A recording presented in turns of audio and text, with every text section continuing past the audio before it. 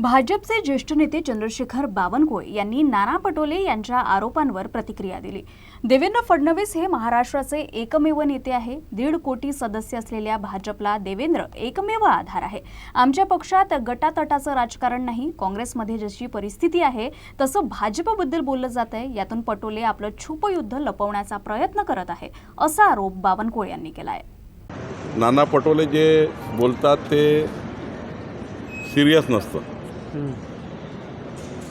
खरं तर देवेंद्रजी आमच्या महाराष्ट्राचे एकमेव नेते आहेत आणि आमच्या भारतीय जनता पार्टीच्या 1.5 कोटी सदस्य संख्या असलेल्या पार्टीला एकमेव देवेंद्रजीचा आधार आहे।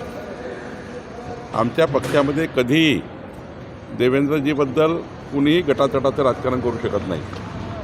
आमची पार्टी देवेंद्रजींच्या नावाने एकच संघ आहे आणि त्यामुळं या कपोलकल्पित बातम्या तयार करून या ठिकाणी काँग्रेसमध्ये जी परिस्थिती आहे त्या परिस्थितीचा विचार करून भाजपामध्ये अशी परिस्थिती आहे असं सांगून त्या ठिकाणी आपलं काँग्रेसमधलं जे छुपं युद्ध आहे ते लपवण्याचा प्रयत्न नाना पटोलेंनी केला आहे।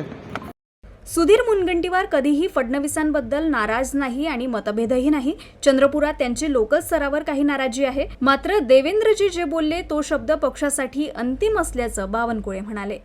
नाही, सुधीर भाऊ जरी कुठल्या कारणाने त्यांचे मतभेद असतील त्यांच्या चर्चेमध्ये, पण सुधीर भाऊ कधीही देवेंद्रजींच्या विषयावर कधीच नाराज राहत नाही। मतभेद थोडे लोकल लेवलच्या चंद्रपूरमध्ये आहेत, पण त्या ठिकाणी हा देवेंद्रजीच्याबद्दल कधी सुधीर भाऊनी कुठल्याही पद्धतीने मनभेद केला नाही। कुठलीही पार्टी आमची या ठिकाणी देवेंद्रजीच्या नावाने कधी त्या ठिकाणी कुणाच्याही मनात काही शंका उरत नाही। देवेंद्रजी एकदा बोलले तो अंतिम पक्षाकरता निर्णय असतो आणि त्यामुळं सर्व पार्टी ही देवेंद्रजींच्याच मागे उभी आहे। त्यांनी आमच्या पक्षामध्ये 2 गट कधीच राहू शकत नाही। देवेंद्रजीचं नेतृत्व एवढं सक्षम आहे की त्यांना कुठल्याही गटातटाची गरज पडत नाही। आमच्या पक्षातही खाली कोणी गटतट करू शकत। यासोबतच त्यांनी बिनविरोध निवडणूक आणि त्यावर होत असलेल्या आरोपांवर आपली प्रतिक्रिया दिली।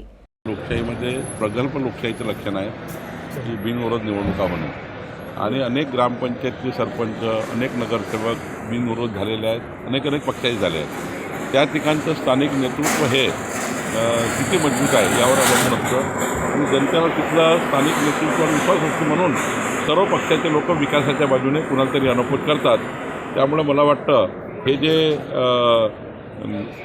मला तर वाटतं की जास्तीत जास्त निवडणुका अनपोत झाल्या पाहिजे, जास्तीत जास्त निवडणुकीचा ताण कमी झाला पाहिजे। लोकशाही मार्गाने निवडणुका झाल्याच पाहिजे, पण अनपोत झाल्याचा आनंद मात्र हा चांगलाच असतो, लोकशाहीमध्ये चांगला आहे।